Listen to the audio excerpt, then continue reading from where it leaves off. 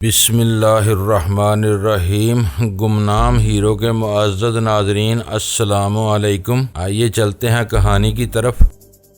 Vera سے جھاڑ کھانے کے بعد وہ فوری طور پر بہت مشتعل ضرور ہوا تھا، لیکن پھر اس کے لب و لہجے میں نرمی آ گئی تھی۔ وہ ہم تینوں کو بے ہوش کرنے کے بعد ویرا کو بے آسانی زیادتی کا نشانہ بنا سکتا تھا۔ ویرا ناقابل برداشت مزاحمت کا مظاہرہ کرتی تو وہ اسے بھی بے ہوش کر دیتا۔ ہم چاروں کی گہری بے ہوشی کے بعد اس کے اندر کا حیوان ایک نئی طاقت اور بربریت کے ساتھ بیدار ہو سکتا تھا۔ اس عالم میں عبدل ویرا کے ساتھ غزالہ کے لیے بھی بھیانک خطرہ ثابت ہو سکتا تھا۔ اگر اس کے ذہن پر شیطان سوار ہو جاتا تو وہ ہماری بے ہوشی کے دوران ہی اپنی من مانی کر سکتا تھا۔ اس کی ایسی حرکت کا امکان روشن تھا۔ میری نگاہ میں آبرو کا گوہر آبدار ایک بار داغدار ہو جائے تو مجرم کو 1000 بار سنگسار کر کے بھی اس موتی کو اس کی اصل چمک دمک نہیں لوٹائی جا سکتی۔ ویرا ایسے حادثات کی عادی تھی۔ وہ ہر بار اپنے بدن کی دھول جھاڑ کر اپنے ناز کو برقرار رکھتی تھی، لیکن غزالہ کا معاملہ اس سے یکسر مختلف تھا۔ اس پر باد گیاہو فضا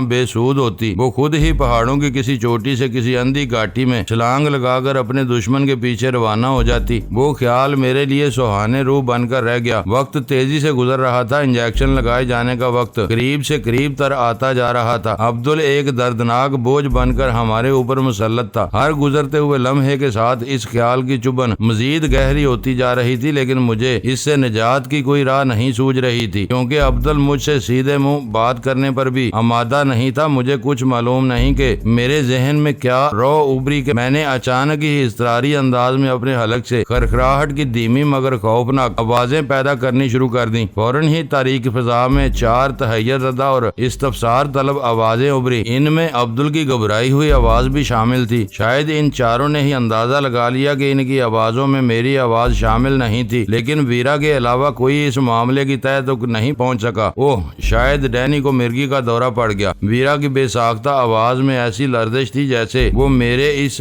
روگ سے یقینی طور پر واقف رہی ہو۔ جلد ہی اس کی خبر لو، وہ تو بندہ ہوا ہے۔ وہ سب پے در پہ واقعات چند سیکنڈ کی قلیل سی مدت میں رونما ہوتے چلے گئے، اور میں دل ہی دل میں ویرا کی ذہانت کا اعتراف کیے بغیر نہ رہ سکا۔ اس نے میری طرف سے کسی سازش کی پہلی علامت ظاہر ہوتے ہی نہایت ہوشیاری کے ساتھ مجھے اس طرح ایک راز سجا دی تھی کہ عبدل کے فرشتوں کو بھی اس کے بے ساختہ تبصروں پر کوئی شبہ نہیں ہو سکا تھا۔ میں مرغی کے مرض اور اس کی علامات سے بالکل بے خبر تھا۔ ویرا سے اشارہ ملتے ہی میں نے 1 سیکنڈ کے 1000ویں حصے میں اپنے ذہن پر زور ڈالا تو مجھے سنی سنائی 2 باتیں یاد آ گئیں کہ مریض کے بدن پر تشنج جاری ہو جاتا ہے اور عام طور پر اس کی زبان دانتوں کے درمیان دب جاتی ہے۔ وہ 2 باتیں یاد آتے ہی میں نے آؤ دیکھا نہ تاؤ اپنی زبان دانے سے قدرے باہر نکال کر اپنے دانتوں میں دبائی اور اپنے دڑ کو پورے زور سے ٹرک کے آہنی فرش پر گرا دیا۔ اس بار غزالہ اور سلطان شاہ کی غمناک آوازیں قابل رحم تھی۔ عبدل نے جتنی دیر میں ٹارچ روشن کی، میں اپنی کارروائی خاصی آگے بڑھا چکا تھا۔ مجھے صحیح اندازہ تو نہیں تھا، لیکن میں نے حتی الامکان حد تک اپنا چہرہ مسخ کر لیا تھا۔ زبان پہلے ہی دانتوں میں دبا لی تھی۔ دائیں پہلو کے بل گرے ہوئے جسم پر ہلکا سا تشنج بھی طاری کر لیا تھا، اور ارادہ تھا کہ قلیل سے وقفوں سے ذرا تیز جرجریاں بھی لیتا رہوں گا تاکہ عبدل کی بدحواسی میں خاطر خواہ اضافہ ہو سکے۔ اس کا تو چہرہ ہی بگڑ گیا ہے، یہ مرنے کے قریب معلوم ہوتا ہے۔ میرے چہرے پر روشنی ڈالتے ہی عبدل ازیانی آواز میں بول پڑا، مرغی کے دورے میں ایسی خراب حالت میں نے کبھی، فوراً اس کے ہاتھ پیر کھول دو۔ ویرا اس کی بات کاٹ کر تیزی سے بولی، مرغی کا دورہ دم گھٹنے سے پڑتا ہے۔ اسے ہاتھ پیر پھیلا کر آزادی سے سانس لینے کا موقع نہ ملا تو یہ دیکھتے ہی دیکھتے مر جائے گا، اور ہم سب سردار پائندہ گل کے عتاب میں آ جائیں گے۔ مرتا ہے تو مرنے دو، میں اجازت کے بغیر اس کے ہاتھ پیر نہیں کھول سکتا۔ میں نے اسے مارا پیٹا ہے، جو سردار پائندہ گل مجھ سے ناراض ہو جائے گا۔ اس نے ایک لہجے کی خاموشی کے بعد کہا۔ میں نے ایک تیز جرجری لی اور ویرا بول پڑی، وہ دیکھو دیکھو، شاید اس کا دم نکل رہا ہے۔ تم بھول رہے ہو کہ سردار پائندہ گل کا اصل مجرم یہی ہے۔ اسی کی وجہ سے سردار نے اتنا لمبا چکر چلایا ہے اور ہم تینوں بھی مصیبت میں پڑے ہیں۔ اگر یہ مر گیا تو سردار اپنا سارا غصہ ہم پر نکالے گا، تم بھی اس کے عتاب سے محفوظ نہیں رہ سکو گے۔ میرا کام مشورہ دینا تھا، وہ میں نے دے دیا، اب تمہاری مرضی ہے خود فیصلہ کرو یا ٹرک رکواؤ۔ مجھے حیرت ہوئی کہ ویرا کی طرف سے میرا دم نکلنے کے اعلان پر غزالہ نے اس پر برسنے کی حماقت نہیں کی۔ ٹارچ کی تیز روشنی کی وجہ سے وہ تنگ سی جگہ روشنی سے بھر گئی تھی اور وہ سب ہی ایک دوسرے کو دیکھ سکتے تھے۔ عبدل میری طرف متوجہ تھا۔ شاید ویرا نے اس کی آنکھ بچا کر غزالہ کو خاموش رہنے کا کوئی مؤثر اشارہ دے دیا تھا۔ میری طرح ویرا بھی بدترین حالات میں صورتحال کو قابو میں رکھنے کے فن میں طاق تھی۔ عبدل چند ثانیوں تک خاموش رہا، شاید وہ تذبذب میں مبتلا ہو گیا تھا۔ میری بروقت جرجری اور پھر ویرا کے وضاحتی بیان نے اس کا ذہن معاف کر کے رکھ دیا تھا۔ مجھے معلوم ہے کہ تم سردار کے آدمیوں سے ڈرے ہوئے ہو۔ ویرا نے اسے خاموش پا کر اس کی انا پر ایک کاری ضرب لگائی۔ تم اپنے طور پر صحیح یا غلط ہونے کا فیصلہ بھی نہیں کر سکتے۔ میری مانو تو ٹرک رکوا کر سندل خان یا اس کے کسی آدمی کو بلا لو، وہ بتا دے گا کہ ڈینی کا زندہ حالت میں سردار کے سامنے پہنچایا جانا کس قدر ضروری ہے۔ اس طرح تم ذمہ داری سے صاف بچ جاؤ گے۔ وہاں کھڑا ہونے کی جگہ نہیں تھی۔ عبدل نے اپنے پیر گھما کر اپنے جوتے کی نوک سے میرا چہرہ ہلانے کی کوشش کی تو غزالہ سے ضبط نہ ہو سکا اور وہ گراتے ہوئے بولی، ہوش میں رہو، ایک بیمار آدمی کے ساتھ ایسی حرکت کرتے ہوئے تمہیں شرم آنی چاہیے۔ یہ ہم سب کے لیے دو مردوں کے درمیان شرم و حیا والی کوئی بات نہیں ہوتی۔ وہ تلخی سے بولا، میں اس کا علاج کر رہا ہوں۔ اس کا مرض ہی اتنا خبیث ہے کہ دورہ جوتا سنگانے سے ختم ہوتا ہے۔ جہالت کی باتیں مت کرو۔ اس بار ویرا برس پڑی۔ کھلی ہوا اور بدن کو مکمل آرام دیے بغیر کچھ نہیں ہو سکتا۔ اگر تم اس منحوس جگہ کی گھٹن دور نہیں کر سکے تو اسے آزاد تو کر سکتے ہو۔ وہ چند ثانیوں تک اپنا جوتا میرے دانے اور ناک کے قریب ہلاتا رہا، مگر میری حالت میں کوئی فرق نہیں آیا۔ اس کا دورہ کچھ لمبا ہی ہو گیا ہے۔ آخر کار عبدل کے ہونٹوں سے پرتشویش بڑبڑاہٹ آزاد ہوئی۔ بس میں اس کے ہاتھ کھولے دیتا ہوں تاکہ سینے کا دباؤ کھچاؤ کم ہو سکے۔ اس کے بعد بھی یہ مرتا ہے تو میری طرف سے جہنم میں جائے۔ میں اسے زندہ رکھنے کا ٹھیکیدار نہیں ہوں۔ وہ ٹرک کے فرش پر بیٹھے بیٹھے میری پشت کی طرف آیا تو میں نے ارادہ کیا کہ اپنے ہاتھوں کو رسی کی سخت بندش سے نجات ملتے ہی اسے جکڑ لوں، لیکن مجھے فوراً ہی اندازہ ہو گیا کہ پیچھے کی طرف مڑا اور بدن کے بوجھ میں دبا ہوا میرا داہنا بازو فوری طور پر نقل و حرکت کے قابل نہیں ہو سکتا تھا۔ عبدل نے گرہیں کھولنے کے لیے میری کلائیوں کو جنبش دی تو میرے داہنے بازو میں درد کی ہلکی سی ٹیس شروع ہو گئی۔ شاید میں نے ٹرک کے فرش پر گرنے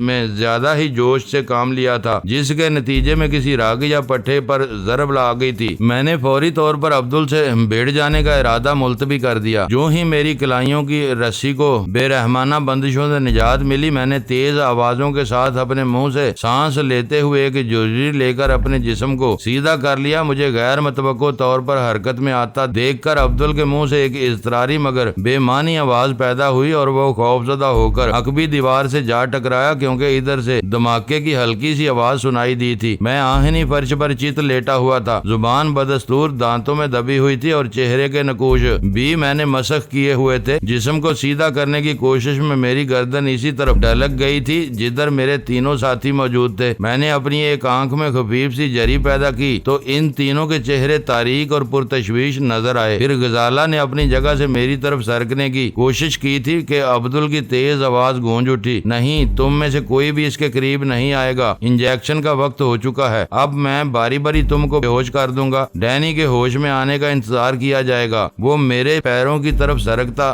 ہوا ان تینوں کے قریب پہنچ گیا۔ ویرا نے احتجاج کیا کہ میری حالت سنبھلنے تک ان لوگوں کو انجیکشن لگانے کا پروگرام ملتوی رکھا جائے، لیکن عبدل نے اس کی ایک نہ سنی اور ٹارچ کی روشنی میں پہلی سرنج تیار کر کے دوا ویرا کے بازو میں اتار دی۔ وہ لہجہ بار میں اپنی جگہ پر ڈھیر ہو گئی۔ ویرا کا انجام دیکھ لینے کے بعد غزالہ اور سلطان شاہ نے اندازہ لگا لیا تھا کہ عبدل کے ساتھ مغز زنی کرنے کا کوئی فائدہ نہیں تھا۔ میرے بارے میں کئی ذہنی جھٹکوں سے دو چار ہونے کے بعد وہ کوئی نئی مصیبت مول نہیں لینا چاہتا تھا۔ اس سے پہلے کہ وہ دوسری سرنج تیار کرتا، دونوں آہنی فرش پر اپنی جگہ بنا کر دراز ہو گئے۔ ان دونوں کو بے ہوش کر دینے کے بعد عبدل سرک کر اس گوشے میں چلا گیا جہاں اس کا تھرماس رکھا ہوا تھا۔ اس دوران میں اس نے ایک لمحے کے لیے بھی مجھے اپنی نظروں سے اوجھل نہیں ہونے دیا تھا، جبکہ میں اس گھات میں تھا کہ وہ میری طرف سے ذرا بھی غافل ہو تو میں اس پر ٹوٹ پڑوں۔ جب تک میرے ہاتھوں کو آزادی نہیں ملی تھی، میں پوری محنت اور لگن کے ساتھ دورے میں مبتلا مریض کی اداکاری کرتا رہا تھا، لیکن ادھوری آزادی ملنے کے بعد مجھے اپنی زبان کو دانتوں میں دبائے رکھنا اور چہرے کو بگاڑے رکھنا دشوار محسوس ہونے لگا تھا۔ میں جلد از جلد اس حالت سے نجات حاصل کرنے کی فکر میں تھا۔ عبدل نے اپنی روشن ٹارچ فرش پر اس زاویے سے رکھ دی کہ روشنی کی براہ راست کرنیں میرے پیٹ پر آنے لگیں۔ اس صورت میں میرا چہرہ تیز روشنی سے محفوظ تھا اور میں اپنی داہنی آنکھ کی جھری سے افضل کی نقل و حرکت کا بخوبی جائزہ لے سکتا تھا۔ اس نے ٹرک کی دیوار سے ٹیک لگا کر تھکے ہوئے انداز میں تھرماس سے گرم گرم چائے اس کے ڈھکن میں انڈیلی اور چائے نوشی میں مصروف ہو گیا۔ اس کے ساتھ فیصلہ کن زور آزمائی کے لیے میرے پاس کافی وقت تھا۔ اس نے ان تینوں کو انجیکشن لگا کر بے ہوش کر دیا تھا اور اگلا انجیکشن پورے 5 گھنٹے بعد لگایا جانا تھا۔ اس امر سے اس کے دوسرے ساتھی بھی بخوبی واقف تھے۔ اس کا مطلب تھا کہ کوئی ناگہانی رکاوٹ پیش نہ آتی تو اگلے 4-5 گھنٹوں سے پہلے ٹرک کے رکنے یا صورتحال میں تبدیلی رونما ہونے کے کوئی آثار نہیں تھے۔ عبدل نے چائے کی پیالی فرش پر رکھ کر سگریٹ سلگائی تو دھوئیں کی مانوس بو نے مجھے بے چین کر دیا۔ میں نے اپنی حالت سنبھلنے کی اداکاری کرتے ہوئے ہولے سے کراہ کر اپنے بدن کو ڈھیلا چھوڑ دیا۔ اسی کے ساتھ دانتوں میں دبی ہوئی زبان کو آزاد کر کے دانے میں سمیٹ لیا۔ میرے بدن کی پہلی ہی جنبش پر عبدل بھڑک اٹھا اور اپنی چائے چھوڑ چھاڑ کر تیزی سے میرے قریب سرک آیا۔ اس بار وہ میری نگاہوں کی دسترس سے باہر میرے سرہانے آ بیٹھا تھا۔ جسمانی طور پر وہ مجھ سے کمتر نہیں تھا تو برتر بھی نہیں تھا۔ اسے صرف ایک فائدہ حاصل تھا کہ اس کے ہاتھ پیر بالکل آزاد تھے جبکہ میرے پیر بندھے ہوئے تھے، لیکن ٹرک کے اس حصے کی اونچائی اتنی کم تھی کہ محاذ آرائی کی صورت میں وہاں قدموں کے استعمال کی گنجائش ہی نہیں تھی۔ ویسے بھی جگہ اتنی کم تھی کہ ہم دونوں ایک بار گتھم گتھا ہو جاتے تو وحشیانہ زور آزمائی کا آخری فیصلہ ہونے تک الگ ہونے کی نوبت ہی نہ آتی۔ مجھے اس مقابلے میں پہل کرنے کا فائدہ حاصل ہوتا جبکہ وہ بے خبری میں دھر لیا جاتا۔ میں ٹرک کے فرش پر بے حس و حرکت پڑا اس کی جسمانی پوزیشن کا اندازہ لگانے کی کوشش کرتا رہا۔ پھر اس کی شامت نے دھکا دیا اور اس نے میرے چہرے پر جھک کر ٹارچ کی روشنی تیز روشنی براہ راست میری آنکھوں پر ڈال دی۔ پپوٹے بند ہونے کے باوجود وہ روشنی میرے لیے ناقابل برداشت تھی۔ میں نے اس کے گرم گرم سانسوں کا لمس اپنے چہرے پر محسوس کرتے ہی آنکھیں کھولنی چاہی جو تیز روشنی سے چندیا گئیں، لیکن میں ان چند ثانیوں میں اس کی پوزیشن دیکھ چکا تھا۔ میں نے بجلی کی اسی صورت سے ہاتھ اٹھا کر اس کی گردن دبوچی اور پوری قوت سے اسے اپنے برابر میں گرا لیا۔ عبدل کے الگ سے اضطراری گراہٹ کے بعد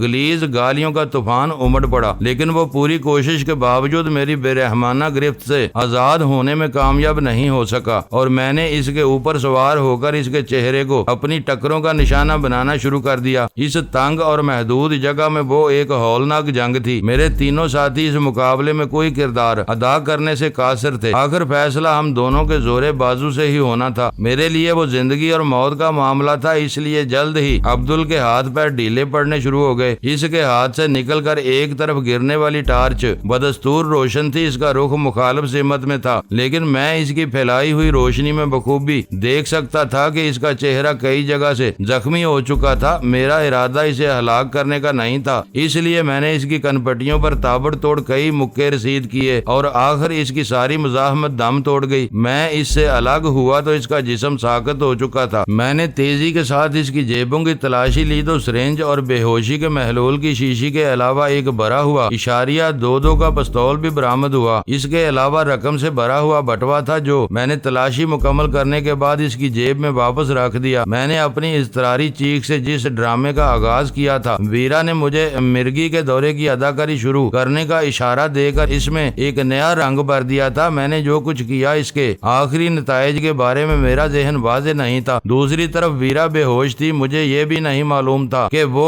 عبدل کو دھوکے میں مبتلا کر کے کس قسم کے نتائج حاصل کرنا چاہتی تھی۔ اس وقت میرے پاس وقت زیادہ نہیں تھا۔ ضربات کے نتیجے میں طاری ہونے والی بے ہوشی کسی بھی لمحے ختم ہو سکتی تھی۔ اس کے ہوش میں آنے سے پہلے مجھے اس کے بارے میں کوئی نہ کوئی یقینی فیصلہ کر کے اسے عملی جامہ پہنا دینا چاہیے تھا۔ میرے پاس اسے کم از کم 5 گھنٹے تک بے ہوش رکھنے کے لیے دوا اور سرنج بھی موجود تھی اور اسے ہمیشہ کے لیے خاموش کرنے کے لیے بھرا ہوا پستول بھی۔ میں نے چند ثانیوں تک اس صورتحال پر غور کیا اور اس نتیجے پر پہنچا کہ عبدل کو بے ہوش کر دینے کے باوجود میں مخدوش صورتحال سے دوچار تھا اور میرے لیے یہی بہتر تھا کہ فوری طور پر اس کی بے ہوشی کی مدت میں 5 گھنٹے کی توسیع کر کے اگلا فیصلہ کرنے کے لیے وقت حاصل کر لوں۔ جہاں تک اسے ختم کرنے کا معاملہ تھا تو اس پر کسی بھی لمحے عمل کیا جا سکتا تھا۔ میں نے سرنج تیار کر کے بے ہوشی کا محلول اس کے بازو میں اتار دیا۔ اس وقت مجھے خیال آیا کہ میرے پیر بدستور بندھے ہوئے تھے۔ میں نے پھرتی کے ساتھ اپنے پیروں کو آزاد کیا اور ٹارچ لے کر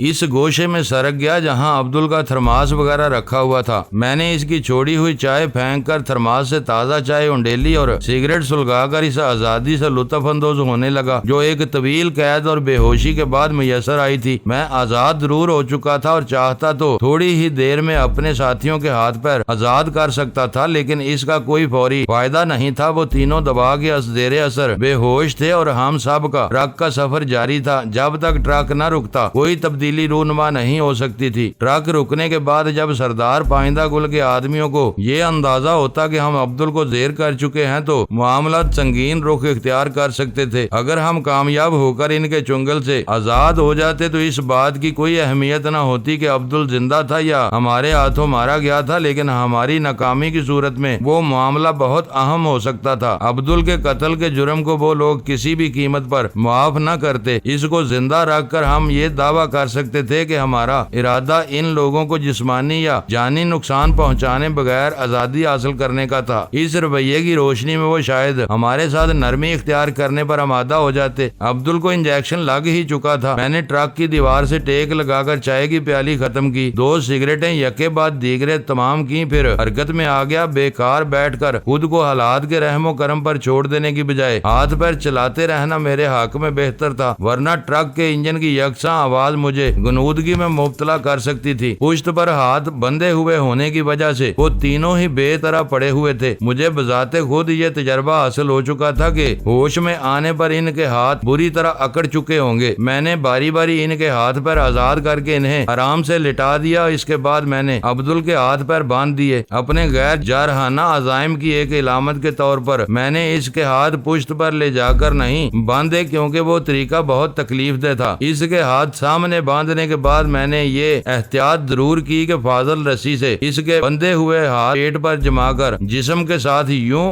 جکڑ دیے کہ وہ ہوش میں آنے کے بعد ان ہاتھوں کو کسی بھی طرح اپنے پیروں تک نہ لے جا سکے۔ جگہ کی تنگی اور خصوصاً کم بلندی کی وجہ سے میرا سر بار بار چوبی چھت سے ٹکراتا رہا، لیکن اس وقت میرے لیے وہ باتیں غیر معمولی اور غیر اہم تھی۔ اصل اہمیت اس بات کی تھی کہ ہم سرحد پار لے جائے جانے سے قبل اپنے دشمنوں کی قید سے رہائی حاصل کر لیں۔ ان مراحل سے فارغ ہونے کے بعد میں چوبی پارٹیشن کے اس حصے کی طرف متوجہ ہو گیا جہاں کھڑکی بنا کر باہر والوں نے ہم تک رسائی حاصل کی تھی۔ وہ تختہ باہر سے اس طرح پھنسایا گیا تھا کہ اندر سے دیوار بالکل ہموار نظر آ رہی تھی، لیکن تختے کو اس کی جگہ پر روکے رکھنے کے لیے پٹیاں لگائی گئی تھی جن کی وجہ سے اس تختے کو اندر گرانا ممکن نہیں ہو سکا۔ باہر کی طرف خالی اور بھرے ہوئے ڈرم لدے ہوئے تھے، اس لیے زور لگا کر اسے باہر بھی نہیں نکالا جا سکا۔ آخر کار میں نے اس کھڑکی کو بھول کر اپنی جگہ بنائی اور دونوں ٹانگوں کی مدد سے تختے پر زور آزمائی شروع کر دی۔ میرا خیال تھا کہ میری کوششوں کے نتیجے میں خالی ڈرم اپنی جگہ چھوڑ دیں گے اور ٹرک سے نیچے جا گریں گے۔ اس طرف ذرا سی بھی جگہ پیدا ہو جاتی تو میں کھڑکی کھول کر تیزی کے ساتھ راہداری کو صاف کر سکتا تھا۔ چلتے ہوئے ٹرک سے خالی ڈرم گرنے کی پرشور آوازوں سے ان لوگوں کا ہوشیار ہونا یقینی تھا۔ وہ فوری طور پر سفر کا سلسلہ منقطع کر کے ادھر کی خبر لینے پر مجبور ہو جاتے۔ وہ لوگ اپنے پروگرام کے مطابق جہاں بھی رکتے وہاں وہ حفاظت اور عام لوگوں کی نگاہوں سے محفوظ رہنے کا دھیان ضرور رکھتے، جیسا کہ پچھلے پڑاؤ پر دیکھنے میں آیا تھا۔ اگر میں ان کو کسی بھی طرح چکنا کرنے میں کامیاب ہو جاتا اور انہیں ہنگامی طور پر سفر روکنا پڑتا تو اس امر کے کو بھی امکانات تھے کہ نہ صرف اس شاہراہ کا عام ٹریفک ان کی طرف متوجہ ہو سکتا تھا بلکہ قومی شاہراہوں کے پرخطر ہو جانے کی وجہ سے رات میں گشت کرنے والے فوجی، نیم فوجی یا پولیس کی کوئی مسلح پارٹی بھی دخل انداز ہو سکتی تھی جس کا تمام تر فائدہ ہم کو حاصل ہوتا۔ یہ سب سوچتے ہوئے میں نے اس قدر زور آزمائی کی کہ میرا بدن پسینے میں شرابور ہونے لگا، لیکن کہیں بھی کوئی چیز اپنی جگہ سے ٹاس سے مس نہ ہوئی اور میں تھک ہار کر ایک جگہ بیٹھ گیا۔ مجھ پر یہ واضح ہو گیا کہ ہمارے حصے میں آمد و رفت کے راستے میں صرف خالی ڈرموں کے انبار نہیں تھے بلکہ کسی ناگہانی چیکنگ کی صورت میں ان کو چھپائے رکھنے کے لیے آخر میں بھرے ہوئے ڈرم لگائے گئے تھے جن کا وزن میری کامیابی کی راہ میں رکاوٹ بن گیا تھا۔ اس طرف سے مایوس ہو کر میں نے ٹرک کی بغلی دیواروں کا جائزہ لیا، لیکن ادھر مضبوط آہنی فریم میں موٹے موٹے تختے اتنی مضبوطی کے ساتھ جڑے ہوئے تھے کہ خاص اوزاروں سے مدد لیے بغیر ان کی جگہ سے ہلانا ناممکن تھا۔ ٹرکوں کی باڈی اتنی مضبوط نہ ہوتی تو ان کے لیے ٹنوں وزنی سامان کے ساتھ ناہموار اور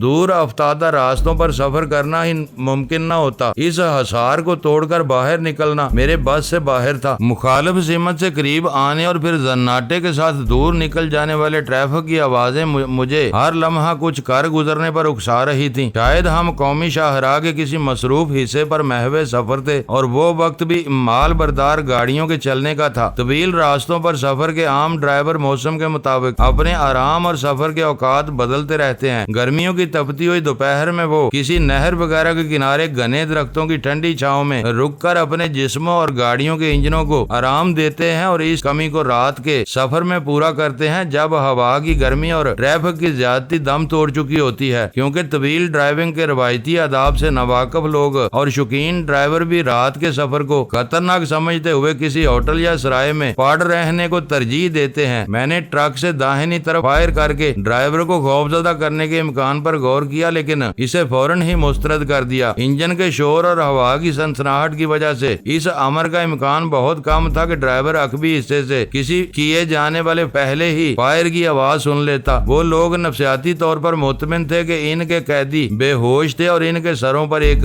مسلح آدمی مامور تھا، اس لیے کوئی بہت ہی غیر معمولی حربہ ان کے اطمینان میں خلل انداز ہو سکتا تھا۔ دوسری بات یہ تھی کہ تصادم سے نمٹنے کے لیے میرے پاس صرف وہی 6 گولیاں تھیں جو عبدل سے حاصل کیے ہوئے پستول چیمبر میں موجود تھیں۔ میرا ہر فائر میری اس مدافعانہ قوت میں کمی کا سبب ہوتا اور میں اس عیاشی کا متحمل نہیں ہو سکتا تھا۔ اپنے فائر کی کامیابی کا بھرپور یقین کیے بغیر گولیاں داغ کر خود کو کمزور کرتا چلا جاؤں۔ سارے امکانات مسدود تھے۔ مجھے اپنی آزادی کا کوئی فوری فائدہ نہیں سوچ رہا تھا۔ اتنا ضرور تھا کہ میں اپنے ہوش و حواس میں تھا، تھرماس سے چائے اور عبدل کے پیکٹ سے سگریٹ پی سکتا تھا۔ میں نے وقت گزارنے کے لیے ان دونوں عیاشیوں سے بیک وقت لطف اندوز ہونا شروع کر دیا۔ دھیمے دھیمے وقت گزرتا رہا۔ کئی گھنٹوں پر محیط وہ مدت بہت طویل تھی، لیکن ٹرک جناتی انداز میں یکساں رفتار اور آواز کے ساتھ اپنی خوف اور منزل کی طرف بڑھ رہا تھا۔ 4.5 گھنٹے سے زیادہ کے مسلسل اور اکتا دینے والے سفر کے بعد مجھے ٹرک کی رفتار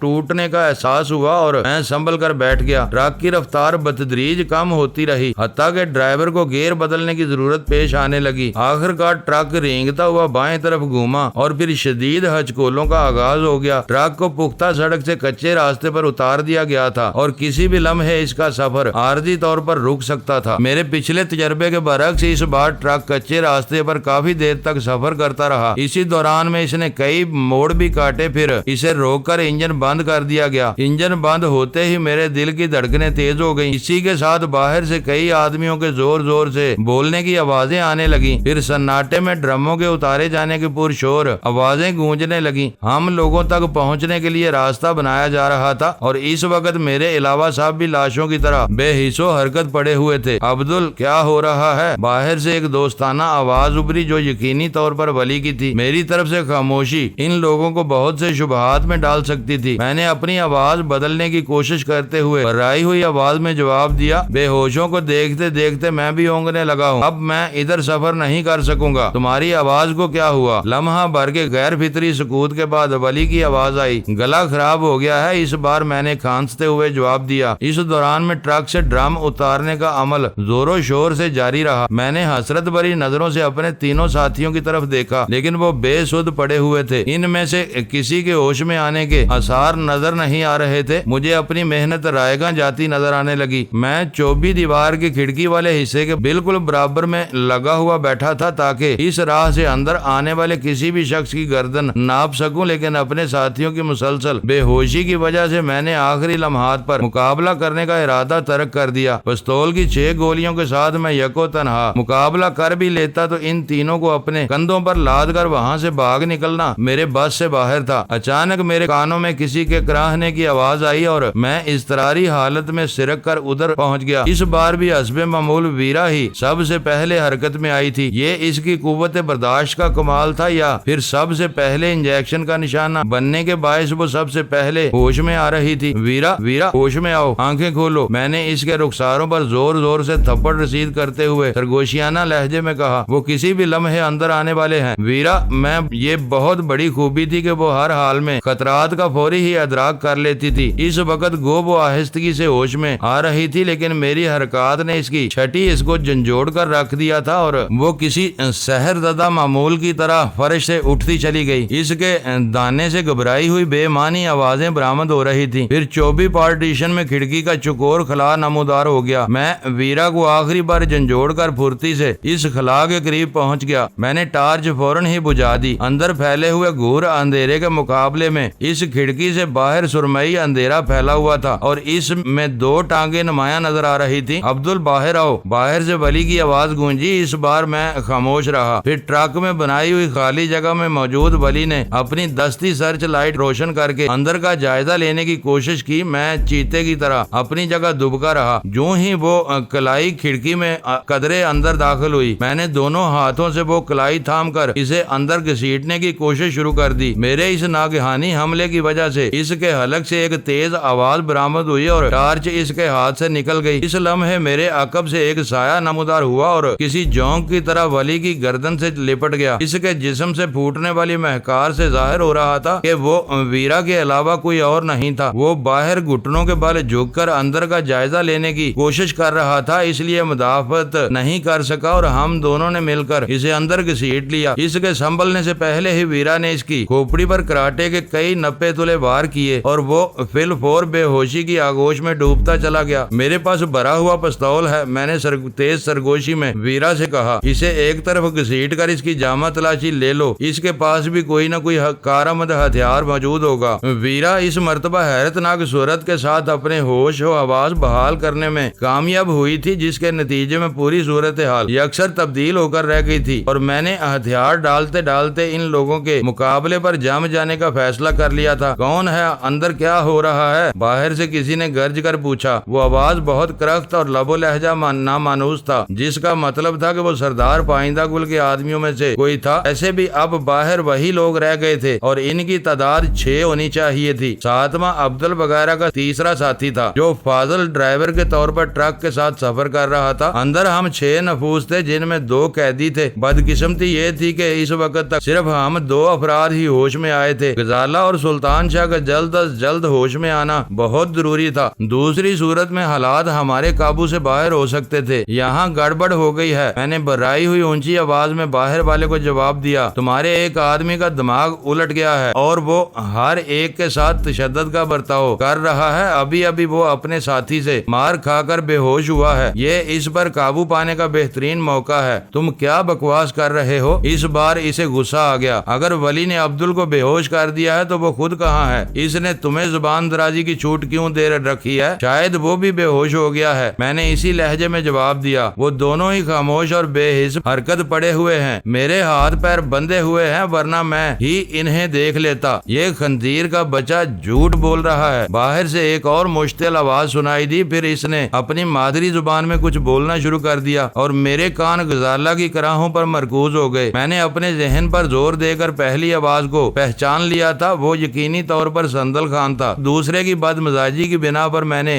رائے قائم کی کہ وہ سبقت اللہ ہو سکتا تھا۔ باہر وہ دونوں اپنی مادری زبان میں تبادلہ خیال کرتے رہے، پھر ان میں کچھ نئی آوازیں بھی شامل ہو گئیں۔ اندر کی پور اسرار صورتحال نے ان سب کو چکرا کر رکھ دیا تھا، لیکن یہ بات یقینی نظر آ رہی تھی کہ ان میں سے کوئی بھی ولی کی طرح اپنی گردن ہمارے حوالے کرنے والا نہیں تھا۔ بے ہوش عبدل کو میں پہلے ہی باندھ چکا تھا۔ میں نے ویرا کو ہدایت کی کہ ولی کے ہاتھ پیر بھی جکڑ دے تاکہ وہ ہوش میں آنے کے بعد ہمارے لیے کوئی دشواری پیدا نہ کر سکے۔ اس نے مجھے مطلع کیا کہ وہ اس احتیاطی تدبیر پر پہلے ہی عمل کر چکی تھی اور اس وقت غزالہ کو ہوش میں لانے کی تدبیر کر رہی تھی۔ تم شرافت سے کھڑکی کے راستے باہر نکل آؤ، ورنہ ہم تمہارا حشر خراب کر دیں گے۔ کچھ دیر کے بعد سندل خان کی تحکمانہ آواز گونجی۔ ہم سمجھ گئے ہیں کہ تم نے اندر کوئی گڑبڑ کی ہوئی ہے۔ میرے ہاتھ پیر بندھے ہوئے ہیں، میں نے کہنا چاہا لیکن میری بات کاٹ دی گئی۔ تم کھونٹے سے نہیں بندھے ہوئے گئے ہو، پیندے کے بل فرش پر کھسک کر باہر آ سکتے ہو۔ تم اندر آ کر خود دیکھ سکتے ہو کہ اس تنگ جگہ میں ایسا کرنا ممکن نہیں ہے۔ جواب میں اس نے پے در پہ کئی موٹی موٹی گاریاں دیں۔ پھر باہر مشاورت کا سلسلہ دوبارہ شروع ہو گیا۔ اس بار ان کی آوازیں نیچی تھیں، لیکن وہ پرجوش بنبناہٹیں اتنی بلند آہنگ ضرور تھیں کہ یہ تمیز کی جا سکتی تھی کہ وہ سب اپنی زبان میں باتیں کر رہے تھے۔ کچھ دیر بعد فضا میں ایک انجن سٹارٹ ہونے کا شور سنائی دیا۔ لینڈ کروزر تیزی کے ساتھ حرکت میں آئی، پھر اس کے رکنے سے پہلے ہی کھڑکی سے تیز روشنی اندر آنے لگی۔ انجن دوبارہ بند ہو گیا۔ انہوں نے ٹرک میں بنی ہوئی راہداری اور ہمارے قید خانے کو روشن کرنے کے لیے شاید لینڈ کروزر ٹرک کے پیچھے لگا کر اس کے ہیڈ لیمپس روشن کر دیے تھے۔ معزز ناظرین، لائک کریں، شیئر کریں اور کمنٹس باکس میں پاک آرمی زندہ باد، پاکستان پائندہ باد کا نعرہ ضرور درج کر کے اپنے ملک پر فخر کریں اور پاکستان کی بنیادیں مضبوط کرنے میں اپنا کردار ادا کریں۔ ویڈیو دیکھنے کا شکریہ۔ معزز ناظرین، اپنا خیال رکھیے گا اور ہمارے چینل کا بھی۔ ISI پاک آرمی زندہ باد، پاکستان پائندہ باد۔